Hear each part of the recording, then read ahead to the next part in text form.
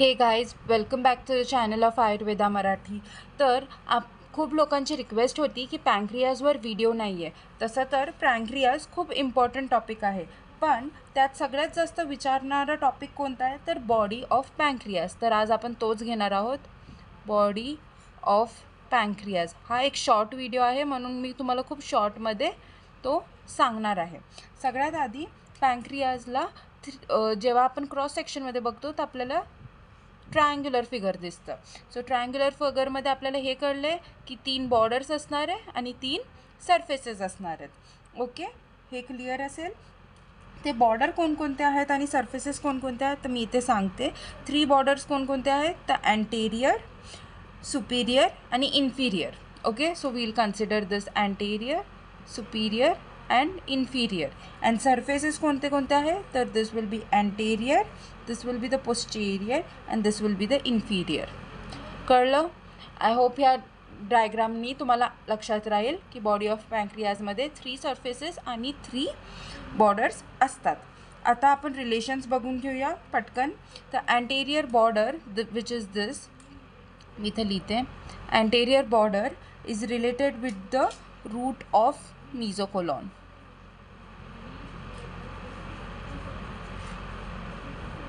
Okay, easy. त्यानंतर आपल्याला बघायचं आहे superior border. Superior border is related with many structures. तुम्हाला जेवढ्या आठवण राहतील तेवढे तुम्ही यात लिहू शकता. Specially coeliac trunk. ओके, त्यानंतर आहे आपलं splenic artery.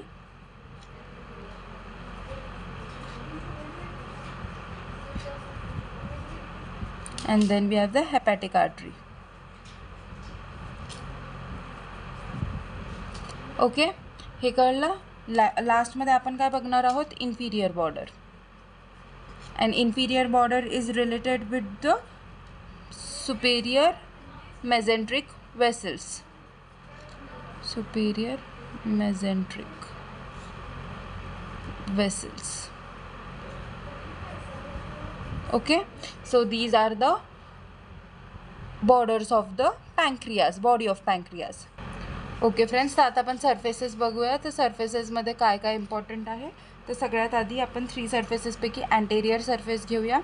Okay, anterior surface is concave and is covered by peritoneum. Peritoneum covering असते. आणि कशाशी अटॅच असेल तुम्हाला विचारलं तर स्टमकशी अटॅचमेंट. जास्त काही डीप लिहायची गरज नाही आहे. ओके, त्यानंतर पोस्टेरियर सरफेस हा खूप महत्त्वाचा आहे आणि खूप सारे अटॅचमेंट्स इथे आपल्याला बघायला भेटतील. यात पेरिटोनियम नाही आहे. ठीक आहे, आणि अटॅचमेंट कशा कशाची आहे तर बघा, लेफ्ट क्रस ऑफ डायफ्राम. आठवत नसेल तर जाऊन डायफ्रामचा व्हिडिओ बघा आणि मग मला परत सांगा. Okay, this is the left क्रस ऑफ डायफ्राम. त्यानंतर लेफ्ट किडनी. आता पॅन्क्रियाज हा लेफ्ट साईडला टिल्टेड असतो थोडासा, बॉडीचा जो एरिया असतो, म्हणून युजली आपल्याला इथे सगळे लेफ्ट स्ट्रक्चर्सच बघायला भेटणार आहेत. Left kidney. त्यानंतर आहे left suprarenal gland which is adrenal gland. Okay, त्यानंतर आहे लेफ्ट रीनल वेसल्स.